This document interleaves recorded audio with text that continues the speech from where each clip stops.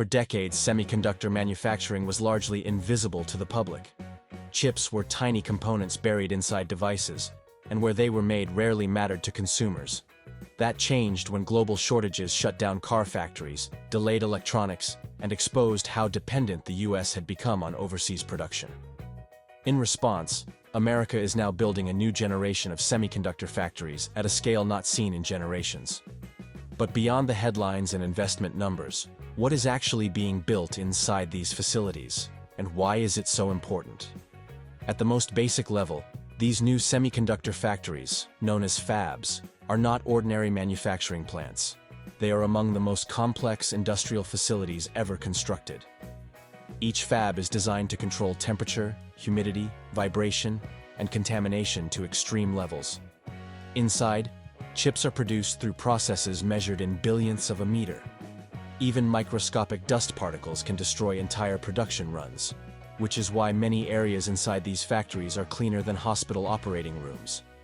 One common misconception is that all chip factories are the same. In reality, America's new semiconductor fabs are being built for very different purposes.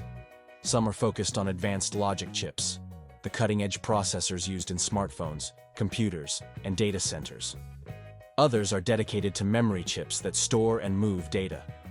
A large number are focused on what are called mature node chips, older but essential components used in cars, industrial equipment, medical devices, and power systems. Advanced logic fabs are the most technically demanding and expensive. These factories produce chips with extremely small features, requiring the most advanced manufacturing tools available. For years, most of this advanced production happened outside the US. Bringing it back means rebuilding not just buildings, but expertise. These fabs require thousands of highly skilled engineers, technicians, and operators, along with close coordination between design and manufacturing teams. Memory chip factories represent another major category. Memory chips are everywhere, even though they rarely get attention. Phones, laptops, servers, and vehicles all depend on them. These fabs emphasize consistency, scale, and reliability. While the technology may not always be as cutting-edge as advanced logic, memory manufacturing requires massive volumes and extremely stable processes. Domestic memory production helps reduce exposure to global disruptions and stabilizes supply. Equally important are the factories focused on mature node chips. These chips may not be the smallest or fastest, but they are critical. Automotive systems, factory machinery, energy infrastructure, and medical devices rely heavily on them. During recent shortages, it was the lack of these chips that halted car production and delayed equipment deliveries. Many of America's new fabs are being designed specifically to fill this gap, addressing a vulnerability that had been overlooked for years. Inside these factories, manufacturing is highly automated. Humans rarely touch the chips directly. Instead, robotic systems move silicon wafers between machines, guided by software that tracks every step of production. Each wafer goes through hundreds or even thousands of precise steps, layering materials, etching patterns, and testing performance. Automation improves consistency and reduces contamination, but it also changes the nature of manufacturing work. Jobs focus on monitoring systems, maintaining equipment, and managing processes rather than manual assembly. The machines inside these fabs are as impressive as the buildings themselves. Individual tools can cost hundreds of millions of dollars. They use advanced optics, lasers, chemicals, and plasma to shape materials at the atomic scale.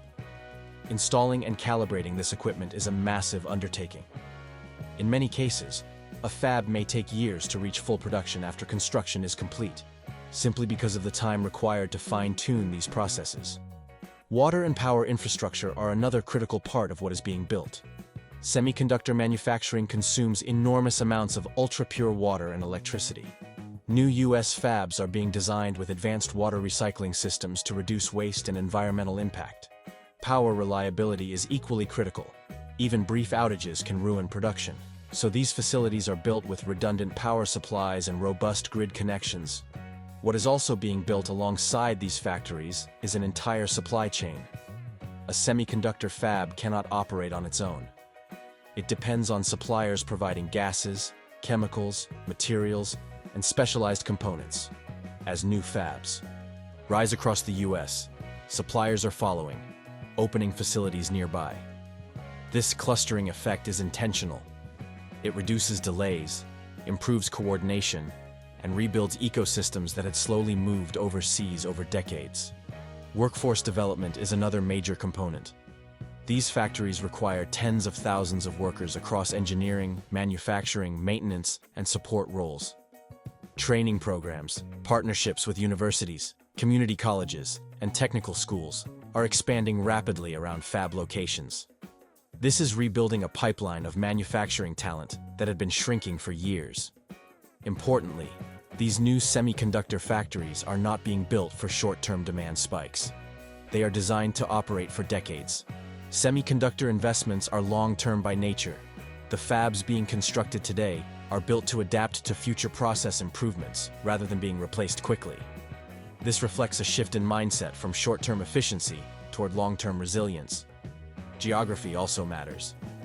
Instead of concentrating production in one region, new fabs are being built across multiple states. This spreads economic benefits and reduces regional risk. Entire local economies are changing as housing, infrastructure, and services grow around these sites. Semiconductor manufacturing is becoming a regional anchor, not just a corporate asset. From a national perspective, what is being built is resilience. These factories reduce reliance on fragile global supply chains and provide greater control over critical technologies. Semiconductors are foundational to national security, transportation, healthcare, energy, and communications. Domestic capacity reduces exposure to geopolitical shocks and supply disruptions. For businesses, the impact will be gradual but significant. More domestic production means more predictable supply, shorter lead times, and less volatility. This stability allows companies to plan better and invest with greater confidence. Industries that suffered most during shortages stand to benefit the most. For consumers, the effects are subtle but real. Fewer shortages, more stable pricing, and better product availability all trace back to manufacturing capacity. When chips are available, everything from cars to appliances becomes easier to build and deliver. It is important to understand that these factories do not make the US fully self-sufficient overnight. Semiconductor manufacturing is global, and collaboration will continue. The goal is balance, not isolation. By rebuilding domestic capacity, the US reduces risk while remaining part of a global network. What makes this moment significant is that it represents a reversal of long-term trends. For years, manufacturing was treated as something to outsource. Today, it is recognized as a strategic capability. The semiconductor factories being built now reflect that shift in thinking.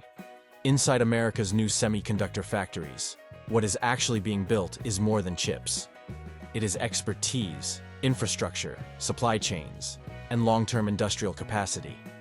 These fabs are physical proof that the US is reasserting control over a technology it depends on. They will take time to reach full output. They will face challenges. But once operational, they will shape the technology landscape for decades. Most people will never step inside one, but nearly everyone will benefit from what they produce. This is not just a manufacturing story.